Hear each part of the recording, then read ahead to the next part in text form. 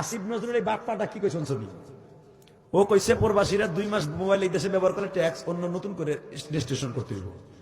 তোমার বাপেরটা হয় তারা থাকে না কথা কন না কেন? আসিফ নজরুল ভালো হয়ে যাও। তুমি ভাইবো না শেখ হাসিনার এই দেশের মানুষ তারাইছে রাতের অন্ধকারে না দিনের বেলা। তোমারে তারাবে রাতের অন্ধকারে 40 মিনিটও টাইম দেবে না, 40 মিনিট টাইম দেবে না। প্রবাসীদের রেভিডেন্স এই দেশের টাকা চলার কথা ঠিক দেবে না। প্রবাসীদের কেন উল্টা পাল্টা কথা কও? ওরা যখন ফোনে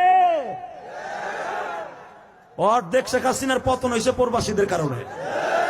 1.5 কোটি প্রবাসী আমার বাংলাদেশ থেকে রেমিডেন্স পাঠায় প্রতি মাসে। হাজার হাজার বিলিয়ন কোটি টাকা ব্যাংকে পাঠায় না, হুন্ডির মাধ্যমে পাঠায় না, ব্যাংকে পাঠায়। যেই ব্যাংকের টাকা দিয়ে মুস্তাও আইতেছো।